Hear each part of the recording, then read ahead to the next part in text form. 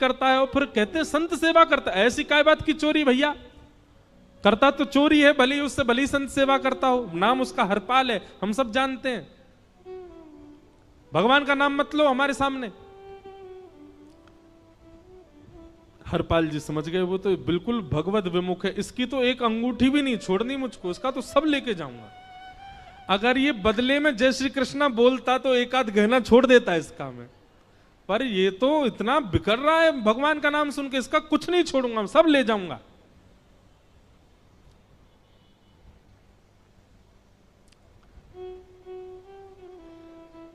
हरपाल जी बोले हाँ भैया, एक रहता तो है डकैत इस गांव में, और उसका कोई पता नहीं है, वो कभी भी आ जाता है। लेकिन एक मार्ग जंगल में होकर के है, उसमें गांव में नहीं जाना पड़ता, जंगल से गुप्त चुप निकल करके पूरे गांव पार हो जाएंगे, आप शहर पहुंच जाओगे। उसका रास्ता मुझे ही पता है।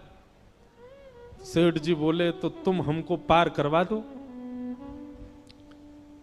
हरपाल जी बोले मैं पार तो करवा दूंगा, लेकिन भगवान मेरे घर कुछ मेहमान आए हैं, उनके भोजन आदि की व्यवस्था के लिए मैं तो बाजार आया था, मेरे पे धन नहीं है, आप यदि मुझको कुछ दे देंगे तो मैं घर पर व्यवस्था करके आऊंगा, तुरंत आपको लेकर के गांव पार करवा दूंगा। ठाकुर जी ने उसको कुछ सोने की मोहर दे दी, बोले लो तुम अपने घर की व्यवस्था कर आओ। हरपाल जी ने सामग्री खरीदी, घर पर पहले व्यवस्था करके आए, बोले आज की व्यवस्था हो जाए, क्योंकि आज तो 10 साल का सब चोरी करना, समय लगेगा। पत्नी से कहा भोजन प्रसादी बनाओ, संतों को पवाओ, संत पूछेंगे मैं कहां है तो कहना कि आप लोगों की 10 साल की व्यवस्था करने गए आज। हरपाल जी लौट करके आए और सेठ जी से कहा आइए आइए चल दीजिए मेरे साथ और हमारे संगी चलना बिल्कुल। ठाकुर जी रुक्मणी जी चलने लगे। जैसे ही विहंगम जंगल में पहुंचे, भयंकर भयावह जंगल, बीच जंगल में जैसे ही पहुंचे, हरपाल ने पीछे मुड़ करके देखा, दोनों चले आ रहे हैं। तुरंत महाराज वो तो अपने रूप में आ गया, शेर की तरह गर्जना करने लगा, अपनी लाठी धर दी सामने और अपने सिर का स्वाफा निकाल करके सामने बिछा दिया। भगवान जो सेठ जी के रूप में आया, भगवान बोले भैया ये क्या कर रहे हो? बोले मैं ही हरपाल हूं। सारे सामग्री निकालो, डाल दो यहां पे, एक चीज भी मत छोड़ना, नहीं तो तुम जानते नहीं हो तुम्हारा क्या करूंगा। ठाकुर जी तो थर थर कांपने लगे। रुक्मणी जी बोली देखो कैसा नाटक कर रहे हैं, रावण के आगे नहीं डरे थे, कुंभकर्ण के आगे नहीं डरे, हिरण्यकश्यप के आगे नहीं डरे, और वो हरपाल के आगे ऐसे कांप रहे हैं। भगवान तो मन की सब समझ जाते हैं, कौन ही मारने, वो तुम भी कांपो क्यों? बोले भक्त है भैया, ये हमारो भक्त है। अनुब्रजम में हम नित्यम पूये ये तन्य रेणु भी, इसने हमारे लिए सब गवा दिया, हमारे वैष्णव संतों के लिए सब लुटा दिया, इसके आगे भयभीत होने में कोई लज्जा नहीं। लक्ष्मी नारायण दोनों कांप रहे हैं और हरपाल कह रहा सब निकालो। ए सेठानी जी कान के कुंडल उतारो। कान कुंडल उतार दिए, नाक की नथनी उतार दी, सब उतार उतार के धर दिए, हाथों के सब कड़ूला आदि भी धर दिए। भगवान ने भी अपने सब उतार। बोले बैंत कहां लेके जा रहे हो? उसको भी धर दो। बोले अरे भैया बुढ़ापे की लाठी, हम गिर जाएंगे। बोले कुछ नहीं गिरोगे, धर दो इसको। जीवन में कभी राम ना जय श्री कृष्ण बोलने पे चिल्ला रहे थे मुझ पे, रखो इसको यहां पे। सारा धर दिया। बोले बहुत बढ़िया हो गया, अब 10 साल की व्यवस्था हो गई। इतने में भगवान की कनिष्ठ उंगली में एक अंगूठी थी। हरपाल बोला ये कहां बचा के ले जा रहे हो, उसको दो। बोले अरे भैया ये तो बहुत बचपन की हमारी अंगूठी है और ये आज तक हमारी निकली ही नहीं है और ये निकल ही नहीं पाएगी, इसको बाहर हम निकाल ही नहीं सकते, इसको तो रहने दो हमारे पास। बोले तुम क्या जानो, इस अंगूठी से कम 1 हफ्ता संत भोजन होगा और तुम पे तो दया करनी नहीं है। चिल्लाए थे मुझ पे जय श्री कृष्ण बोलने पर, निकालो इसको। भगवान खूब प्रयास करें, वो नहीं निकले तो हरपाल जी ने उंगली पकड़ी। बोले इसको काट देता हूं मैं, तुम्हारे पास उंगली रहने का कोई काम नहीं है, तुम उंगली से करते ही क्या हो।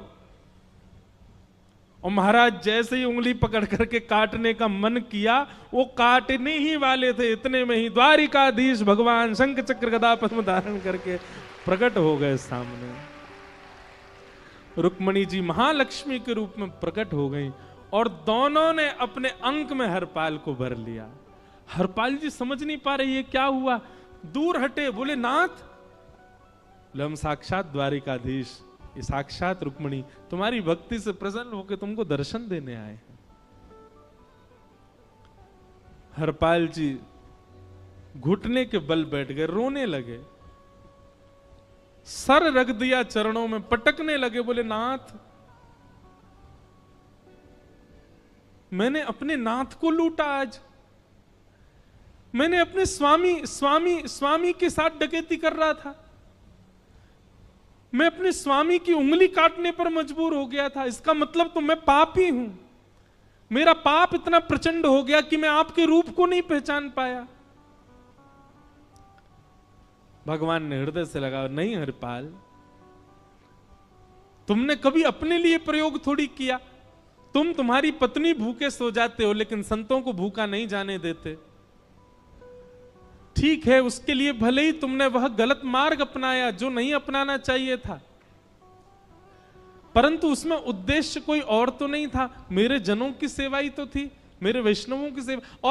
और देखो हरपाल, एक मेरी बात सुनो, आज तुम्हारे मन में ग्लानि होती है कि तुमने दूसरों का धन हड़प करके और उससे संत भोजन कराया। वास्तव में इसका विधान शास्त्रों में यह बताया गया, जिसके धन से भोजन बना और संतों ने पाया, परोसा भले ही किसी ने भी हो, कार्यक्रम भले ही किसी ने भी कराया हो, पर धन जिसका लगता है पुण्य उसी को मिलता है।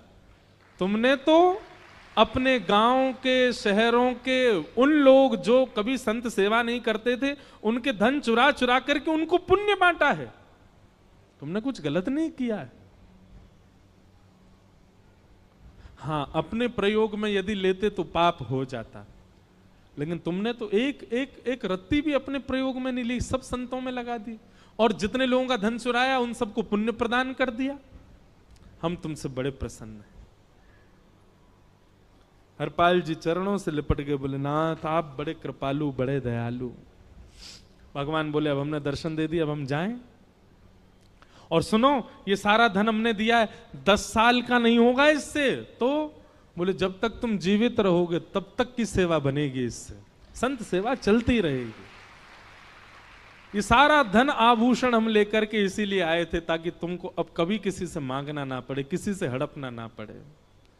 भगवान जाने लगे तो हरपाल जी चरणों में गिर गए, बोले नाथ, आज मैं आपके दर्शन कर पाया, मैं संत सेवा कर पाया, इसमें सबसे बड़ा योगदान मेरी पत्नी का है। उसने नियम नहीं बनाया होता तो शायद मैं कभी ऐसा नहीं करता। आप उसको दर्शन दिए बिना जाएंगे, मैं उसको क्या बताऊंगा? मैं उससे जाके कह भी नहीं पाऊंगा कि आप मुझे मिले, और उसकी वजह से आप मुझे मिले, वो कृपा कर उसको दर्शन दे दीजिए। ठाकुर जी बोले ठीक है। तुरंत लक्ष्मी नारायण भगवान ने छोटे छोटे बालकों का रूप धारण कर लिया और हरपाल जी की गोद में बैठ गए, और हरपाल जी अपनी गोद में लेकर के ठाकुर जी को घर पर आए और आकर के अपनी अरे सुनो, देखो कौन आए हैं। जैसे बाहर आकर के देखा तो नन्हे से ठाकुर जी, नन्ही से रुक्मणी जी गोद में बालकों की भांति बैठे हैं। बोले अरे इतने सुंदर सुंदर बालक। बोले बालक नहीं है, ये साक्षात जगन्नाथ भगवान, साक्षात रुक्मणी जी, साक्षात द्वारिकाधीश हैं।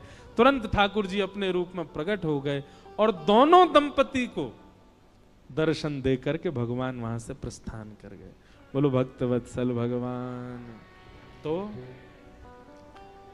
एक भक्त जीवन संगी का प्राप्त होना भगवत दर्शन तक ले जा सकता है आपको। अब जिनके ब्याह हो चुके हैं उनसे तो अब हम कुछ कर नहीं सकते, पर जिनके नहीं हुए हैं संभल जाओ, सुधर जाओ, ठाकुर जी से प्रार्थना करो और प्रार्थना करके केवल एक ही चीज मांगो। क्या? हम गृहस्थी हैं नाथ, यह गृहस्थाश्रम है, हम इसमें आ चुके हैं, अब कृपा करके हमारे जीवन में जो भी आए वो आपका भक्त आए। लेकिन आपके अथक प्रार्थना करने पर भी ठाकुर जी ने यदि नहीं दिया तो भी चिंतित मत होइएगा। मीराबाई को भी नहीं मिले अनुकूल, करमेती बाई को भी नहीं मिले अनुकूल, सक्कूबाई को भी नहीं मिले अनुकूल पति,